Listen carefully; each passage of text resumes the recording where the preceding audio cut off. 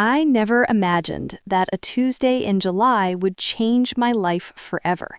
But before the story begins, please write in the comments where you're watching from. Don't forget to like and subscribe so the channel Stories with Meaning can continue to grow and bring you even more meaningful stories. That day began like any other. I left my medical clinic in Los Angeles early in the morning after finishing with my last patients. The heat was oppressive, the air heavy and unforgiving. The sky looked like a vast white sheet stretched endlessly above my head. I was driving along an old state highway that connected the city to rural towns when something ahead made me slow down. A few meters before a bridge, I saw two figures sitting beside an electric pole. An elderly woman wearing a faded floral house dress, and beside her an elderly man wearing a simple cap. Around them were worn fabric bags and a small suitcase that looked as though time itself had taken bites out of it.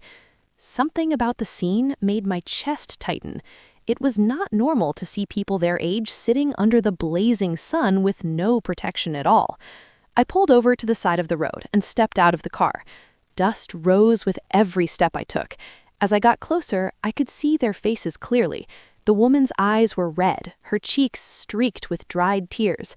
The man stared at the ground, as if searching for answers in the burning asphalt. "Good afternoon," I said gently, trying not to startle them. "Are you all right? Do you need any help?" The woman slowly lifted her gaze. In her eyes, I saw something that broke my heart, a mixture of shame, pain, and resignation no human being should ever have to carry. It took her a few seconds to speak. When she did, her voice shattered like fragile glass. "Our children left us here, doctor. They said they would come back, but it's been 2 hours. They never returned." I felt the air leave my lungs. How could anyone abandon their parents like this? The man beside her finally spoke, his voice hoarse with endless sorrow. "Please don't trouble yourself, doctor. They might come back, or maybe they won't. Either way, we've become a burden to everyone." That word pierced me like a needle. A burden. How could people who gave their entire lives to their children come to believe that? I knelt in front of them and took the woman's hands in mine. "Listen to me carefully," I said, meeting their eyes. "You are not a burden to anyone, and I will not leave you here. I'm taking you somewhere safe, right now." The man hesitated. In his eyes, I saw someone who had been betrayed so many times that trust no longer came easily. But the woman squeezed my hand with surprising strength and whispered, "Thank you, my dear. May God bless you." Before continuing this story, one that may bring tears to your eyes, don't forget to like this video and comment where you're watching from. Are you in the United States, Canada, or somewhere else in the world? These stories are for everyone who understands the meaning of true love and family. Now, let's continue with what happened next, because what I discovered that day changed how I see the world forever. I helped them into my car with their few belongings.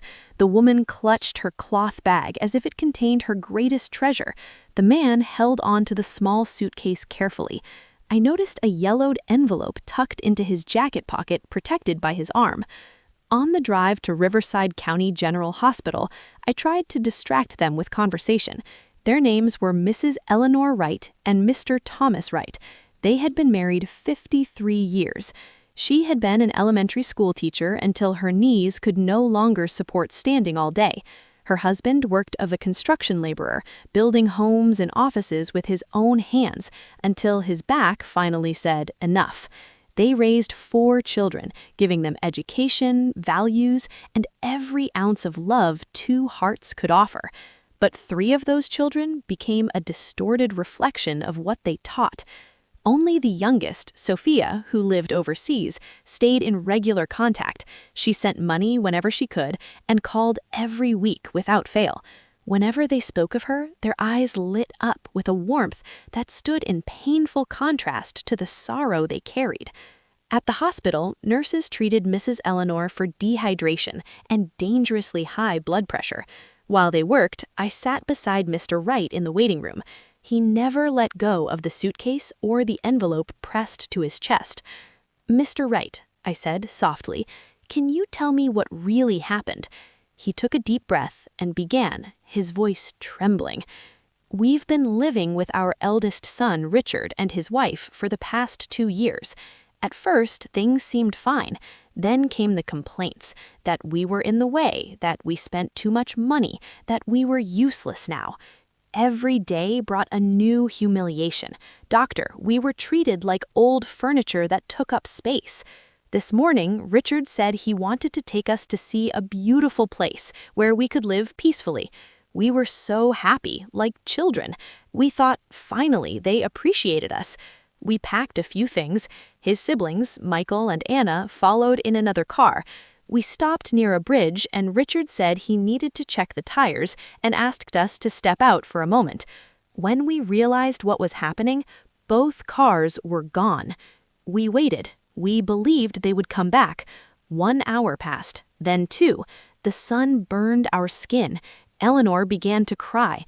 I tried to comfort her, but inside, I was dying.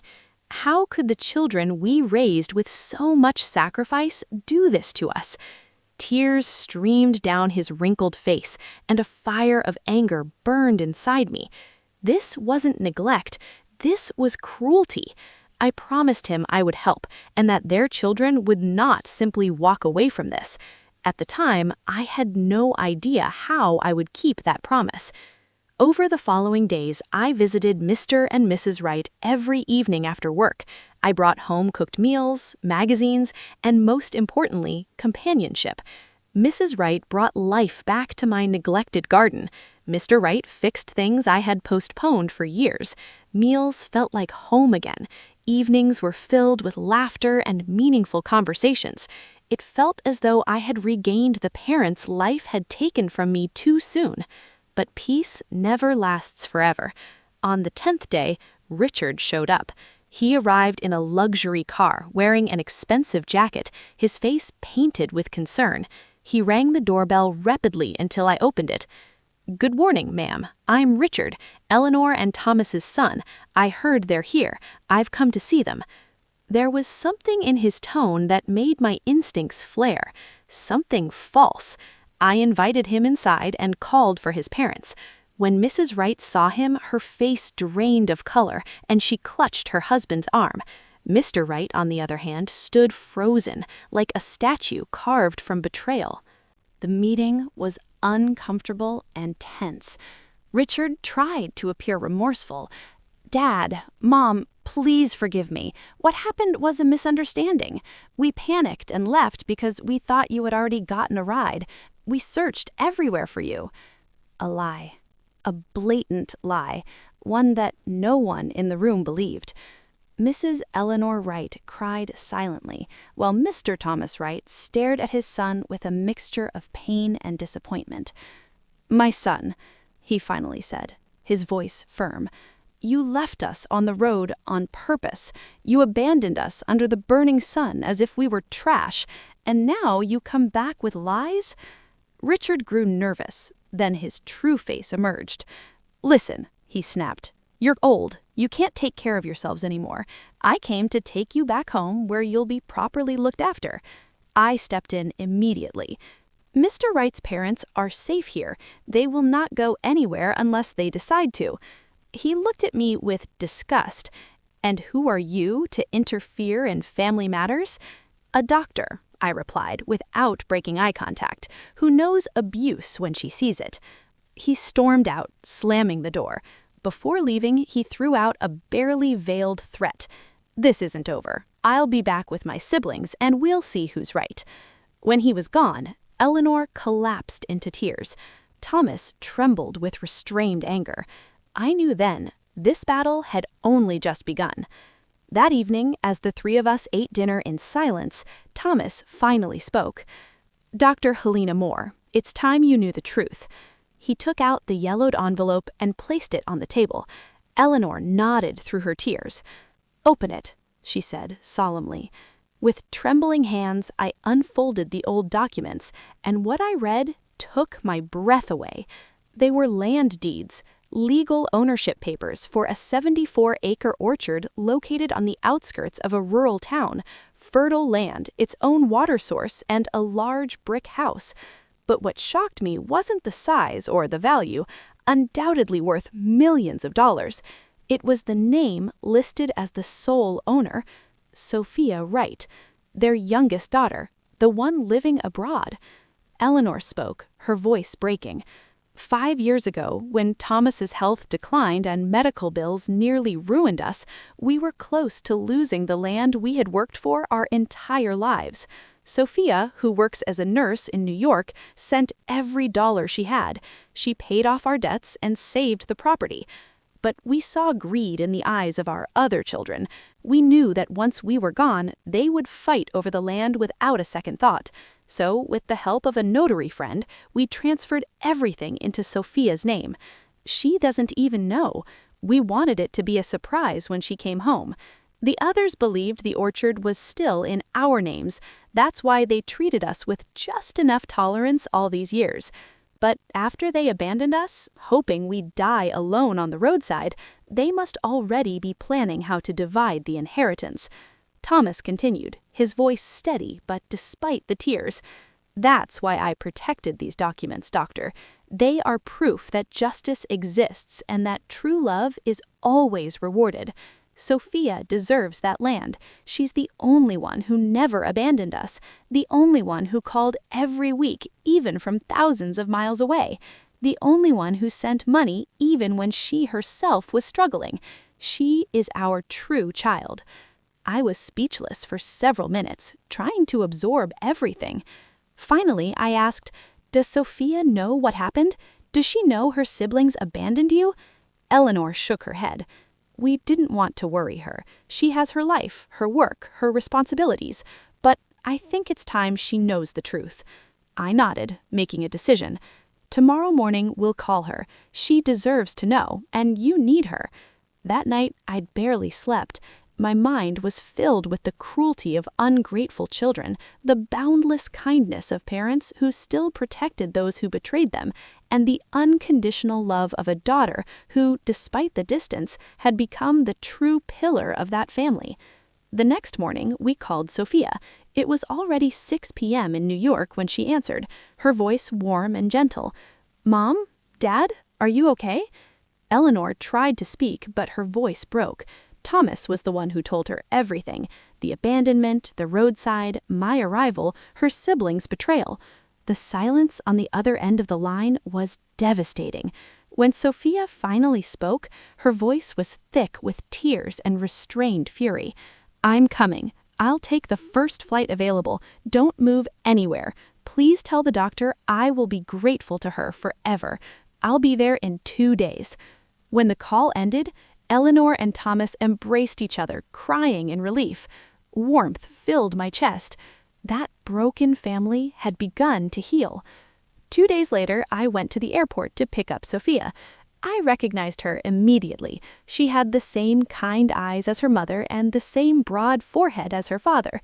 She was around 40, dressed simply, her hair tied back in a ponytail, wearing comfortable travel clothes. When we met, she walked straight up to me and hugged me as if we had known each other our entire lives.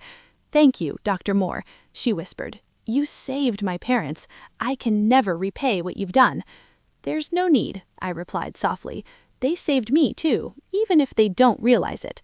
On the drive home, she told me about her life, working double shifts at a hospital, sharing a small apartment with 2 other nurses, saving every dollar to send home. She never married. Her priority had always been her parents. She had sacrificed her own happiness to care for the people who gave her life, only to discover that her siblings had tried to destroy what little remained of that family. When we arrived at my house, the reunion was unforgettable.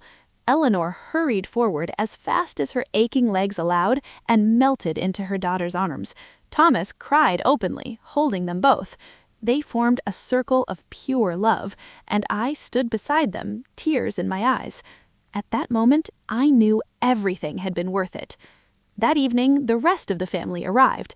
Richard came first with his wife, then Michael with his, finally Anna, alone, recently divorced. They brought expensive gifts and fake smiles. When they saw Sophia, they froze. They hadn't expected her to be there. She looked at them with an icy calm that contrasted sharply with her normally gentle nature.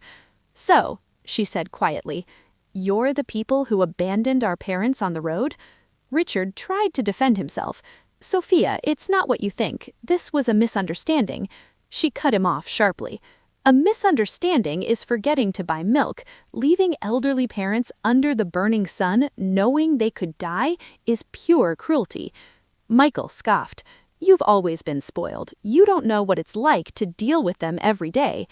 Anna added bitterly, "Of course you're calm. You live comfortably far away while we made sacrifices."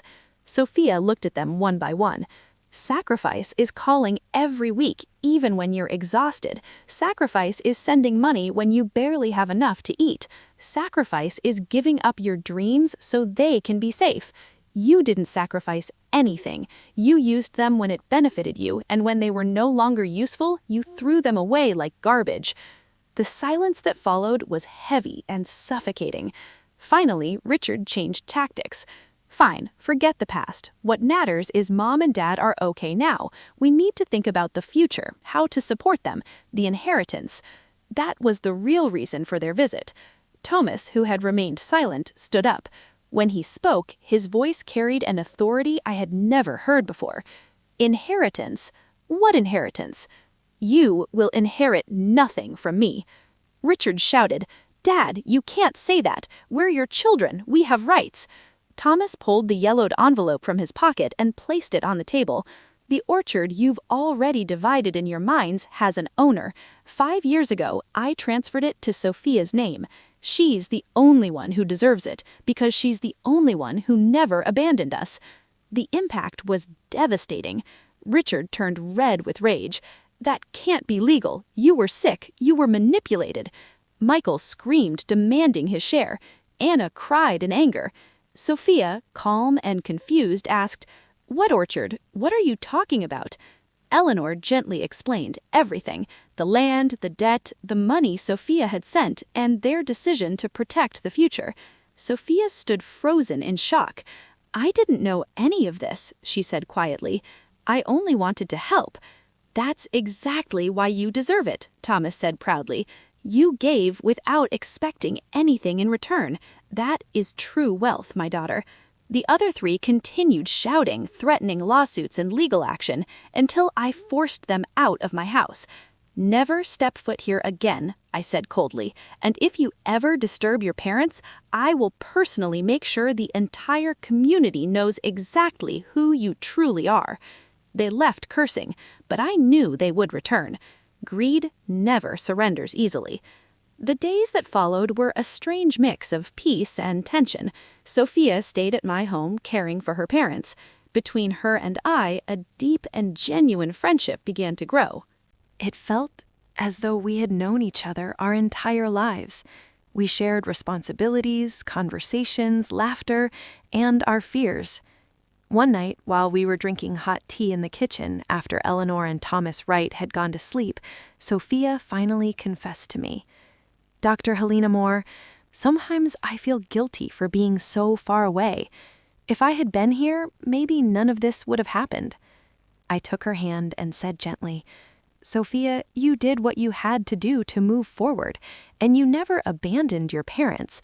You called them, sent money, thought about them constantly. Your siblings lived nearby and still treated them worse than strangers. Physical distance does not define love." She smiled through tears and hugged me. "Thank you for everything you've done for my family. You're an angel." "I'm not an angel," I replied softly. "I'm just someone who recognizes value when I see it." That night, we sealed a friendship that would last a lifetime. But peace never lasts forever. A week later, Richard returned, this time with a lawyer. They brought documents and carefully prepared arguments, intending to challenge the transfer of the orchard. They claimed Thomas had not been mentally sound when he signed the deed, that he had been manipulated, and that the documents were invalid. The lawyer was a middle-aged man in a gray suit with a leather briefcase, speaking with the arrogance of someone convinced the law always bends in his favor. "Mr. Wright," he began, We need to review the property documents. There are inconsistencies that must be clarified." Thomas stared at him coldly. "The only inconsistency here is the children I raised." The lawyer continued undeterred. "I understand your frustration, sir, but the law is clear. If you were not in adequate mental condition—" I interrupted him. "I'm a physician, and I can attest that Mr. Wright is fully competent. In addition, the notary who prepared the deed documented his mental clarity. Or are you questioning a professional with over 40 years of experience?" The lawyer hesitated. Richard cut in angrily. "This is theft. That land belongs to the whole family." Sophia, who had remained silent until then, finally spoke. "Richard, if you truly cared about family, you wouldn't have abandoned Mom and Dad on the road. What's happening here is justice. Father protected what was his and gave it to the person who proved she deserved it." Michael, who had also come, shouted, "You've always been the favorite, the perfect girl who never does anything wrong." Sophia stood up to face him. "Not favored, responsible. While you worried about inheritance, I worried about keeping them alive." The argument escalated until Eleanor slammed her hand on the cable, an unexpected strength for someone so frail. "Enough!" she cried, tears streaming down her face. "Enough! For years I endured your insults, your disrespect, because you are my children, and a mother always forgives. But this is unforgivable. You left us to die on the road. Do you understand what that means? You sentenced us to death out of greed, and now you come demanding rights. You have no shame." Anna tried to approach her mother.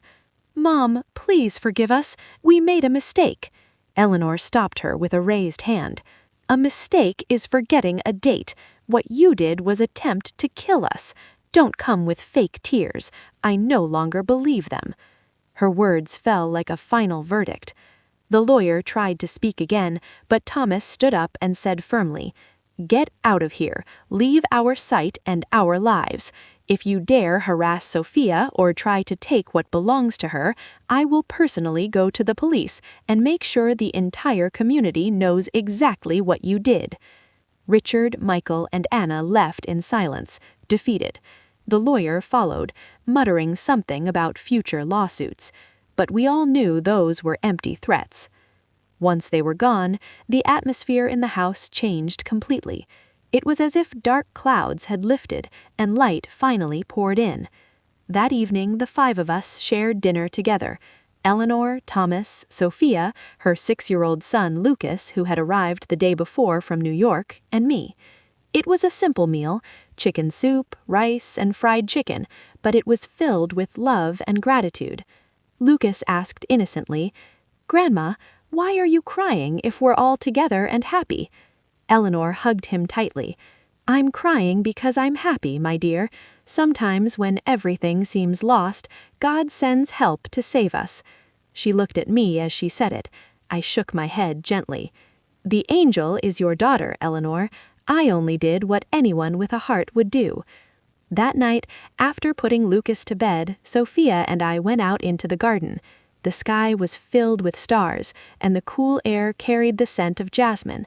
She told me she had made a decision. "I'm coming back to the United States for good. My parents need me, and I need them. I'm tired of living so far from home." I told her it was a brave and right decision. "What about your job?" I asked. "I'll find something here," she said confidently. "I'm a good nurse. There's always a hospital that needs one. And besides, I apparently own an orchard I didn't even know existed. Maybe I can do something with it. Farm it, grow something, build a better future for my son." I offered to help her with contacts and logistics, and she accepted gratefully. We sealed our commitment with a hug, and I knew then the family had found its way back to happiness. The meeting was tense and deeply uncomfortable. Michael Reed tried to appear remorseful. "Dad, Mom, please forgive me. What happened was a misunderstanding. We panicked and left because we thought you had already found a ride. We looked everywhere." It was a lie. A blatant, transparent lie, one that no one in the room believed. Evelyn Reed cried silently, her shoulders trembling, while Thomas Reed stared at his son with a mixture of pain and disappointment. "My son," he finally said, his voice steady but heavy, "you abandoned us on the side of the road on purpose. You left us under the scorching sun as if we were trash, and now you come back with lies?" Michael grew nervous. Then his true face emerged. "Listen," he snapped, "you're old. You can't take care of yourselves anymore. I'm here to take you back home where you'll be looked after properly." I stepped forward immediately. "Mr. Reed," I said firmly, "your parents are safe here, and they're not going anywhere unless they decide to." He looked at me with open contempt. "And who are you to interfere in family business?" "A physician," I replied, without breaking eye contact, "and someone who knows abuse when she sees it." He stormed out, slamming the door behind him, but not before throwing out a barely veiled threat. "This isn't over. I'll be back with my siblings and we'll see who's right." When he left, Evelyn collapsed into tears. Thomas trembled with restrained fury. I knew then that a battle had just begun. That night, the three of us ate dinner in silence. Finally, Thomas spoke. "Dr. Catherine," he said quietly, "it's time my wife knows the truth." He pulled out an old yellowed envelope and placed it on the table. Evelyn nodded, tears filling her eyes. "Open it," she said solemnly. My hands shook as I unfolded the aged document. What I read took my breath away.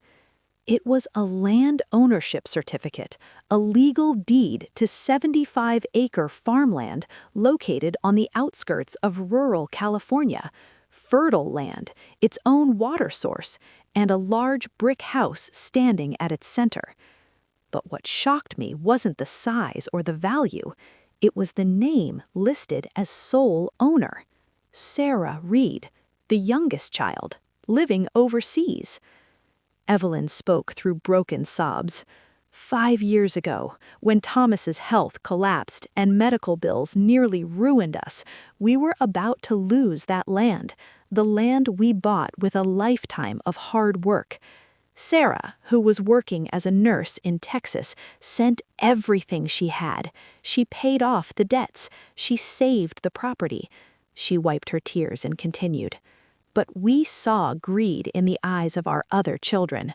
We knew that the moment we died, they would fight over the land without a shred of care for us. So, with the help of a notary who was a close friend, we transferred everything into Sarah's name. She doesn't even know, Thomas added quietly. We wanted it to be a surprise when she finally came home. The others think the land is still under our names, Evelyn said, and that's why they treated us with so little respect for so many years. But now, Thomas continued, his voice firm despite the tears, after they abandoned us on the road hoping we would die alone, they must be already planning how to divide our inheritance. He looked straight at me. That's why I kept this document safe, Doctor. It's proof that true love is always rewarded. Sarah deserves that land because she's the only one who never abandoned us, the only one who called even from thousands of miles away, the only one who sent money even when she herself was struggling. She is our true child. I was speechless for several minutes, trying to process the revelation. Finally, I asked, "Does Sarah know what happened? Does she know her siblings abandoned you?" Evelyn's head shook. "We didn't want to worry her. She has her life there, her work, her responsibilities. But I think it's time she knows the truth." I nodded, making my decision. "Tomorrow morning, we'll call her. She deserves to know, and you need her." That night, sleep barely came. I kept thinking about everything I had learned, the cruelty of ungrateful children, the boundless kindness of parents who kept protecting even those who betrayed them, and the unconditional love of a daughter who from afar had become the family's true pillar.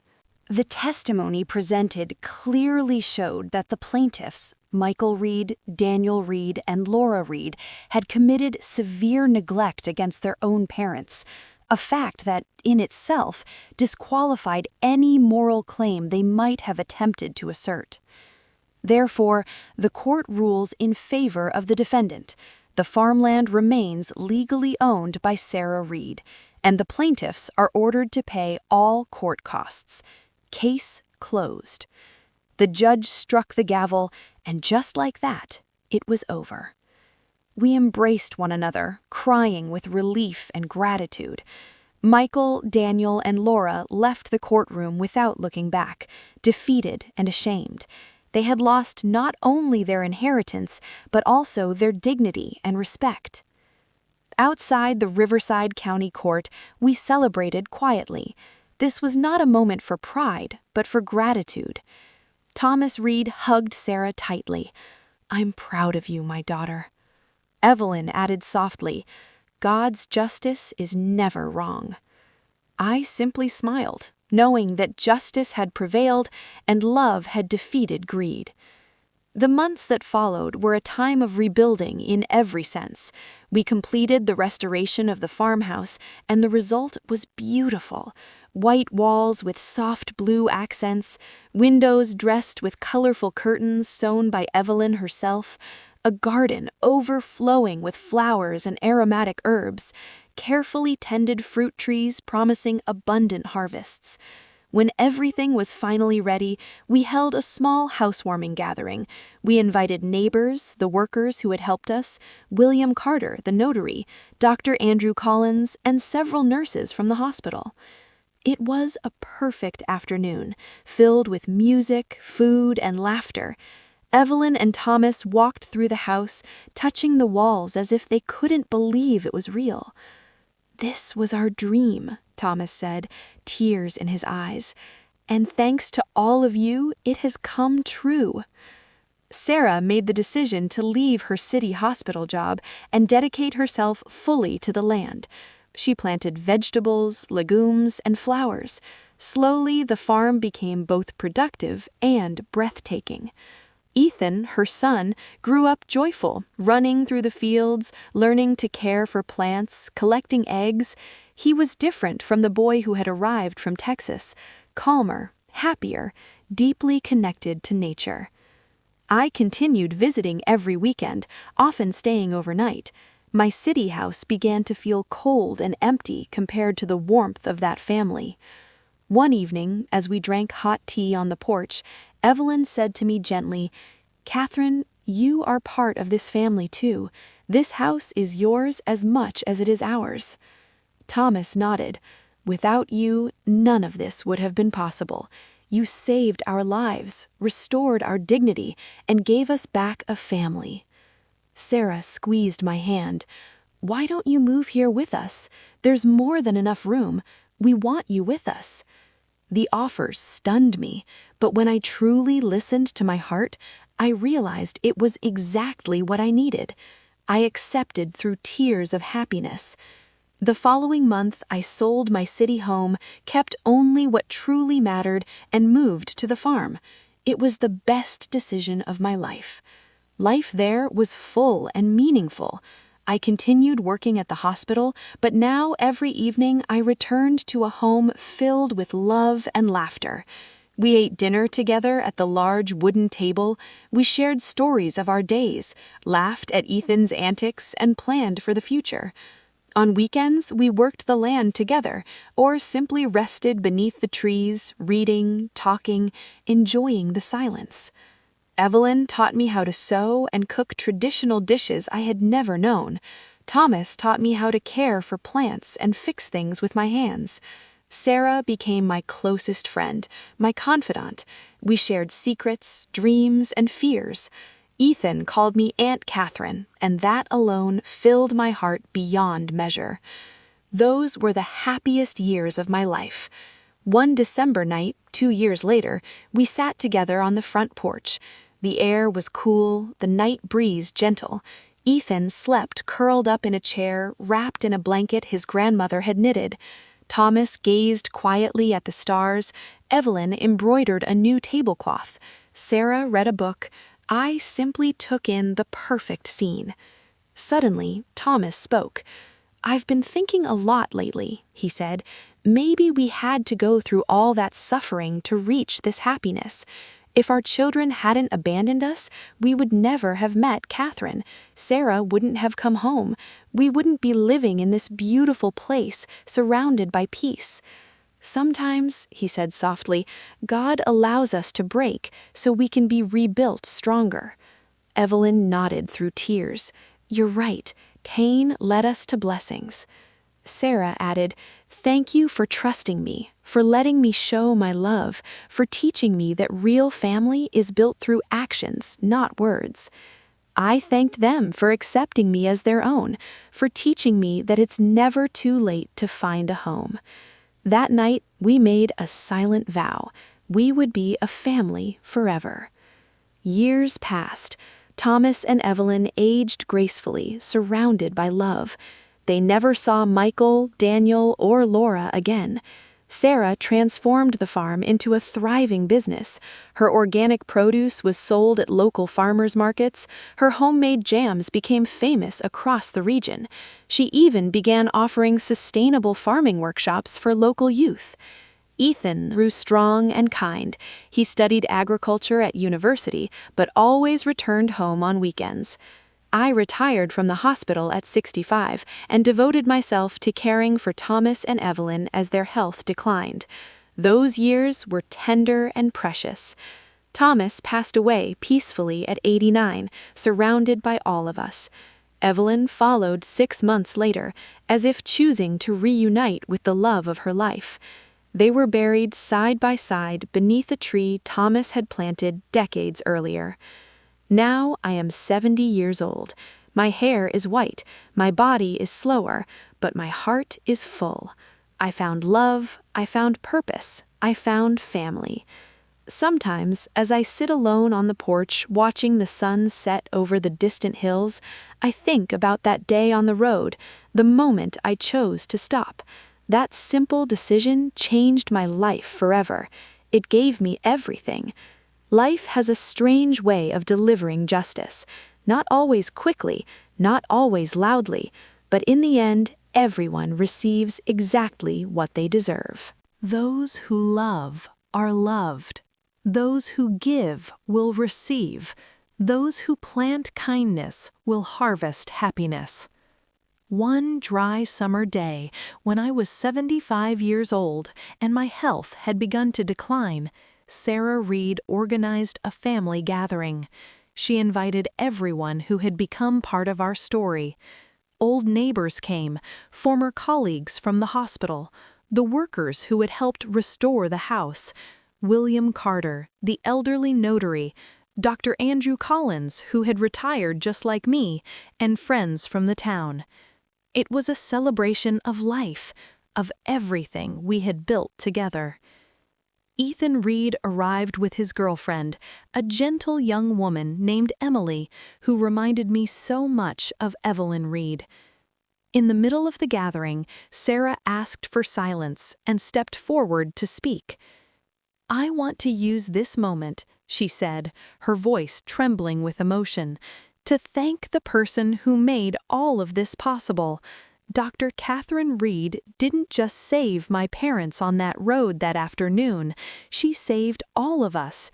She gave me back my family, gave my son grandparents, and restored my parents' dignity. She taught me what unconditional love truly means." Everyone applauded, and I could no longer hold back my tears. With effort, leaning on my cane, I stood and replied, "I didn't save anyone. You saved me. You gave me what I needed most: love, belonging, and purpose." This family taught me that it is never too late to begin again, that true love is not bound by blood, but by the heart. that justice, even when delayed, always arrives, and that kindness always finds its reward. Ethan stepped forward and hugged me tightly. "Aunt Catherine," he said, "you are proof that angels still walk among us." I shook my head with a smile. "I'm not an angel, Ethan. I'm just a woman who chose to do the right thing, and that choice gave me the most beautiful life I could have imagined." The celebration continued into the night. Music, food, dancing, and shared memories. When everyone had gone, and only Sarah, Ethan, Emily, and I remained on the porch beneath the stars, I felt a deep and lasting peace. I had lived well. I had loved well. I had left behind a legacy of kindness. That was all that mattered. I passed away 1 year later, on a bright summer morning. Like Thomas Wright, I was surrounded by my chosen family. Sarah held my left hand, Ethan my right. Emily stood at the foot of the bed, quietly weeping. My final thought was gratitude. Grateful to God for placing me on that road on that July day. Grateful for the courage to stop.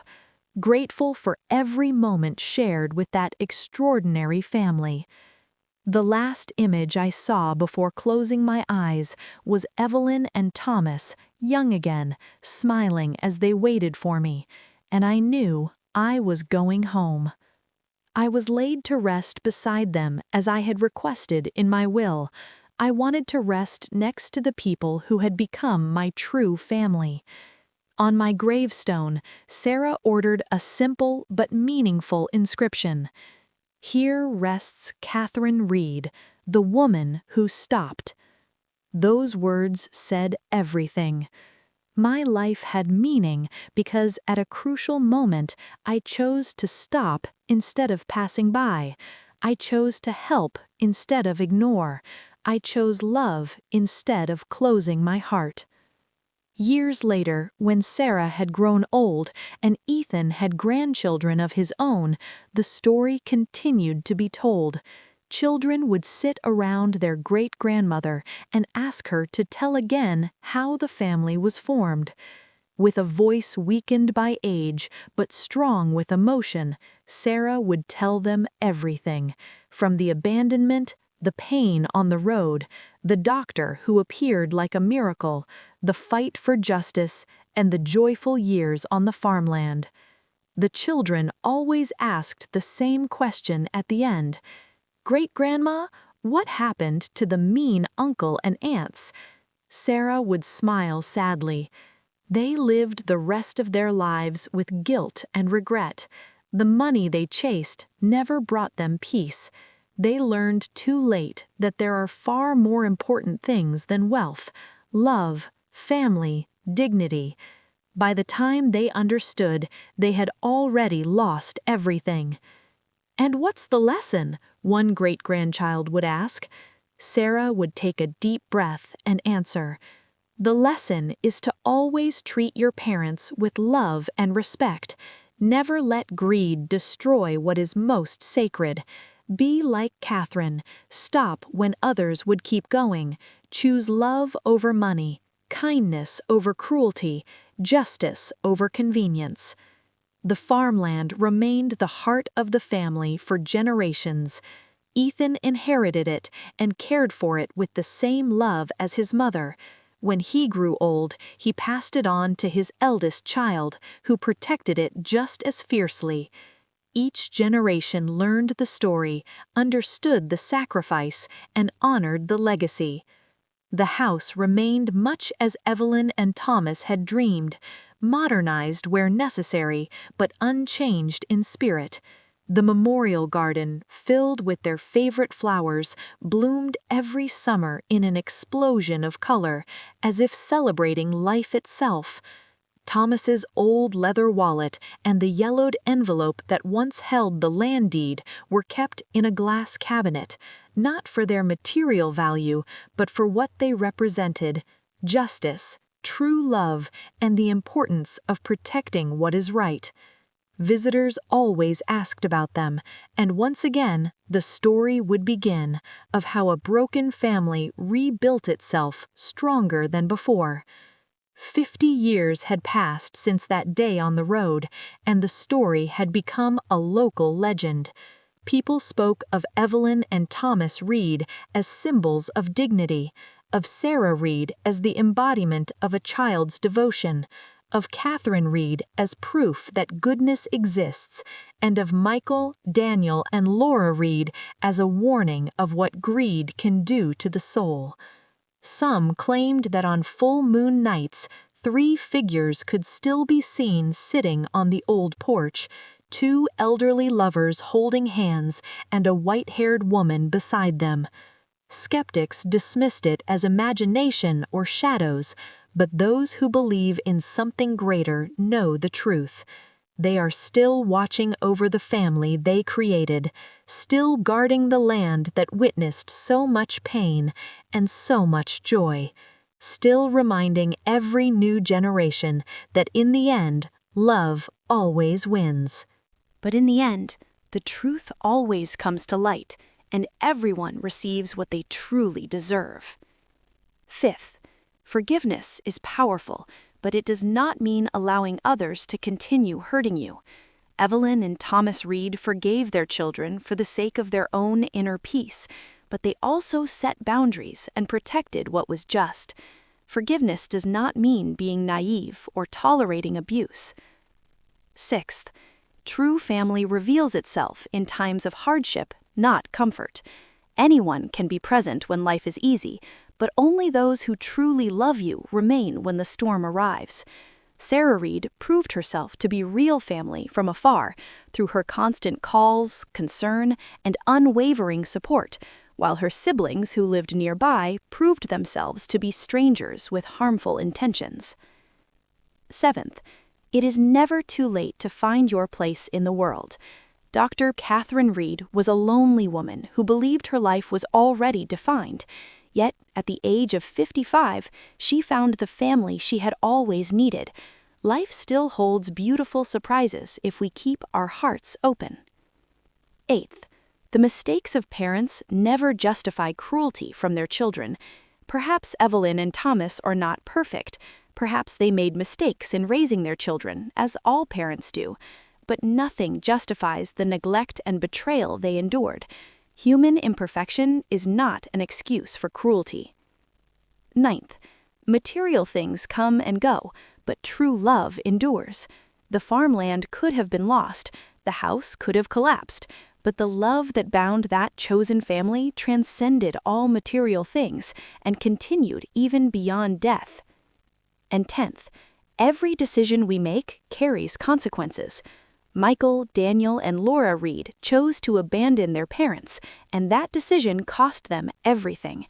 Catherine Reed chose to stop and help, and that decision gave her the most beautiful family she could imagine. Our choices define who we are and the life we ultimately live. This story also teaches us something vital about aging and how modern society treats the elderly.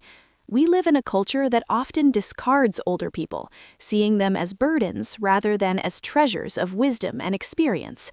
Evelyn and Thomas still had so much to offer: stories to tell, lessons to teach, love to give.